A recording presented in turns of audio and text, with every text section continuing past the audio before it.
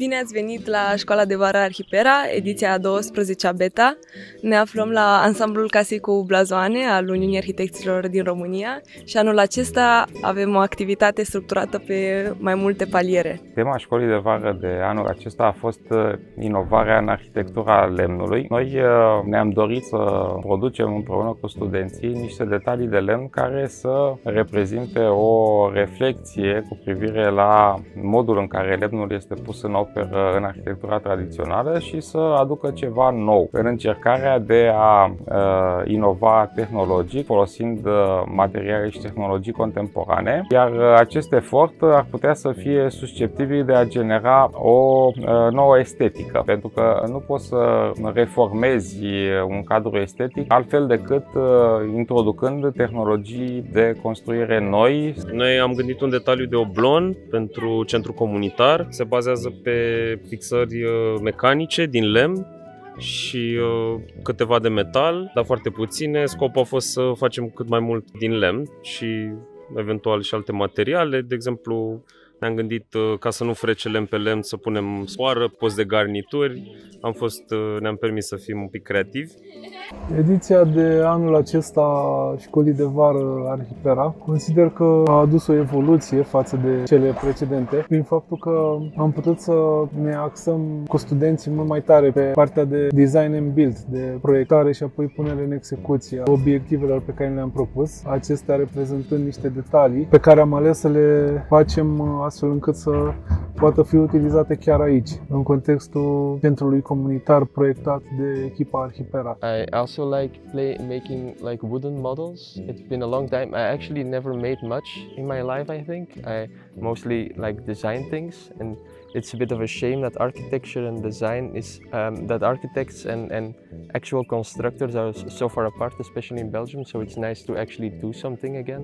În acest ansamblu se află studenți care studiază sistemul constructiv al lemnului prin punerea în operă a unor machete din lemn de balsa. Noi am avut de făcut un restaurant din județul Giurgiu. Noi am făcut aici un atelier și ne-am utilizat un grid de 4x4.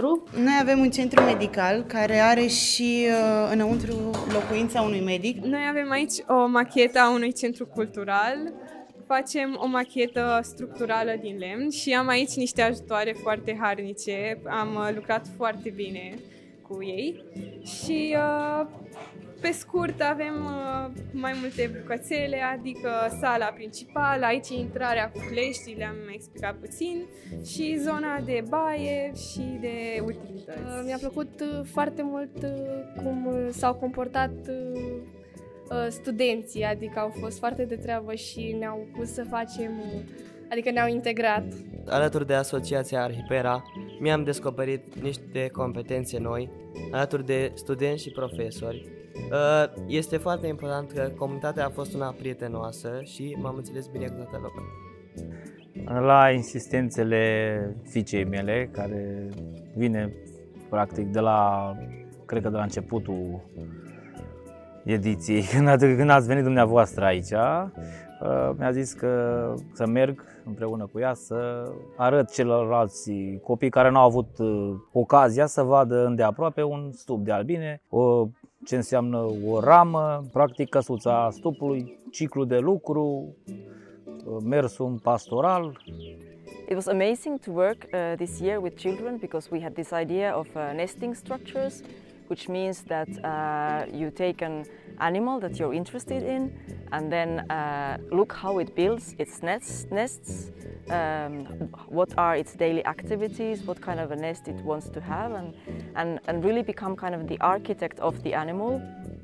And children, they really got inspired by birds, different kinds of animals that build their nests beneath earth, or then also different kinds of spiders or ants, or you can imagine all kinds of animals, and then building from the materials picked from the nature, different kind of structures that resemble the nests or can house maybe even, you could imagine, a human being sometimes, but different kind of structures. And that was very inspiring for us and also for the children. So that has been one of the best parts of this summer school. Am început cu observarea păsărilor în mediul lor natural și forma cuiburilor pe care le regăsim în natură, după care am încercat să ne imaginăm cum am vrea să reinterpretăm aceste cuiburi, iar forma câștigătoare pe care copiii au votat-o pentru realizare este un cilindru care include mai multe cuiburi de porumbel supraetajate.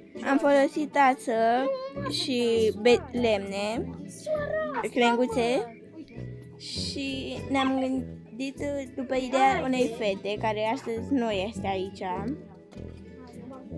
să facem acest cuib în formă de cilindru, fiindcă ar putea încăpea mai mulți porumbei înăuntru.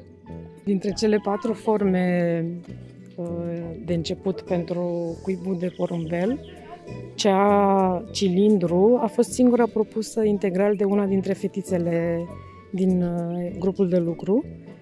Și mi s-a părut foarte interesantă că a fost diferită față de toate celelalte.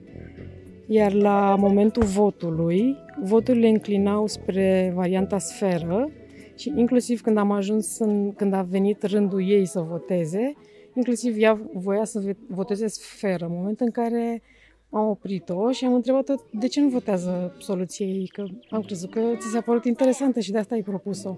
Și mi-a spus că n-ar vrea să voteze varianta cilindru pentru că a văzut că sunt foarte puține voturi și că nu are șanse să câștige. Și în momentul ăla, colegii din echipă, rând pe rând, au început să schimbe voturile ca să o ajute să câștige soluția ei și să implementăm soluția ei. Și mi s-a părut foarte drăguț cum spiritul de echipă a intervenit imediat. Ne bucurăm de colaborarea foarte frumoasă cu Asociația Arhipera de mai mult de 4 ani.